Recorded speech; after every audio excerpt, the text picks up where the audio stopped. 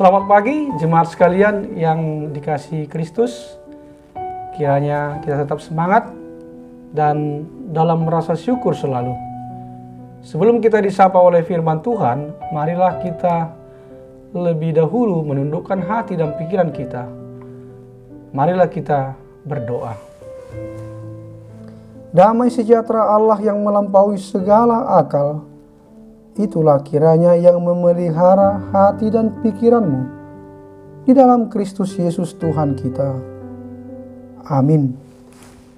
Firman Tuhan pada hari ini Rabu 24 Maret 2021 terambil dari Injil Lukas pasal 18 ayat 31. Firman Tuhan berkata, Yesus memanggil ke-12 muridnya, lalu berkata kepada mereka, "Sekarang kita pergi ke Yerusalem, dan segala sesuatu yang ditulis oleh para nabi mengenai anak manusia akan digenapi." Dalam bahasa Batak dikatakan, alai diarahon ma na 10 duai ninna mamadok nasida. Nanakko mahita tu Yerusalem jala tulus ma tu anak nijol maisa sudeda natar surat diaka panurirangi. Demikian bunyi firman Tuhan. Topik hidup yang menggenapi kehendak Bapa. Jemaat Kristus yang saya kasihi, biasanya orang menghindar dan menjauh dari masalah, apalagi yang namanya penderitaan. Karena pada umumnya orang takut terhadap masalah dan penderitaan yang dapat mengakibatkan kesusahan dan rasa khawatir yang berlebihan, sehingga menimbulkan ketidaknyamanan, stres, dan bahkan penyakit. Akan tetapi berbeda dengan Tuhan Yesus yang tidak menghindar dari penderitaan dalam hidup dan pelayanannya. Tuhan Yesus tahu bahwa salah satu tujuan hidupnya adalah untuk melaksanakan atau mewujudkan kehendak Bapanya.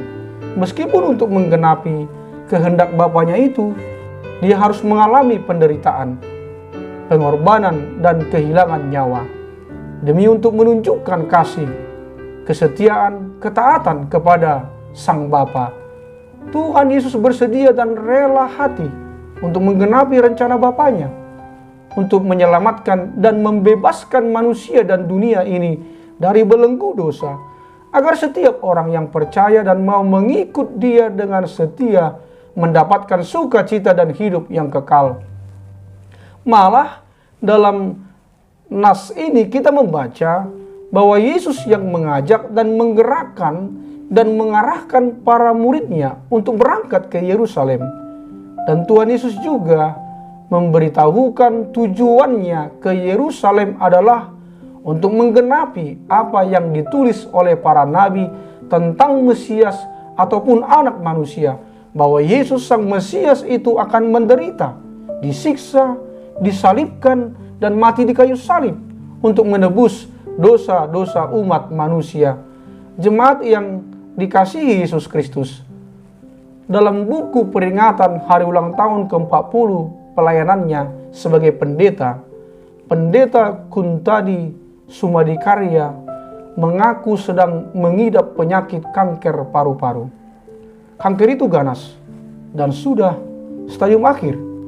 Bisa dibayangkan ujungnya adalah kematian. Namun demikian, dalam catatannya jelas, Pendeta Kuntadi sangat tegar. Hatinya kuat. Ia tidak takut. Ia berkata, "I am ready." Ia mengaku kerinduan akan Tuhan menggelembung begitu rupa, seiring mengingat cinta Tuhan yang jauh lebih besar dari cinta manapun kepada dirinya. Imannya kuat sampai maut. Jemaat Tuhan yang dikasihi Yesus Kristus, 3 kali Tuhan Yesus memberitahukan penderitaan yang akan dialaminya.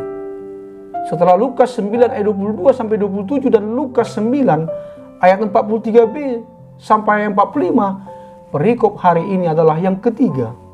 Tuhan Yesus tahu jelas bagaimana caranya ia akan mati, termasuk siapa pelakunya dan apa yang akan dilakukan terhadapnya. Namun, kita melihat betapa tegarnya Kristus menghadapi semua itu. Ia tidak menyalahkan Allah. Ia juga tidak menyalahkan manusia yang berdosa. Ia tidak mencari kambing hitam. Sebaliknya ia kuat menghadapi penderitaannya hingga maut menjemput. Pemberitahuan ini bukanlah keluhan atau penyesalan. Ia justru ingin mempersiapkan para muridnya, sebab semua sudah diberitahukan sebelumnya dan sesuai nubuatan Allah melalui para nabi. Jemaat yang saya kasihi di dalam Yesus Kristus, penderitaan yang kita alami masih jauh jika dibandingkan dengan Kristus. Kristus memberi teladan iman yang sempurna bagaimana menghadapi penderitaan hidup. Jangan mengeluh, jangan menyesali hidup, jangan menyalahkan Bapa di sorga, jangan menyalahkan situasi atau orang lain. Hadapi dengan tabah dan kuat. Percayalah, Tuhan beserta kita, Immanuel. Yang penting ingat dan praktekkanlah pesan yang sudah pernah kami sampaikan di renungan-renungan sebelumnya. Duit sejuta, yakni doa, usaha, iman, taat, setia, jujur, takut akan Allah.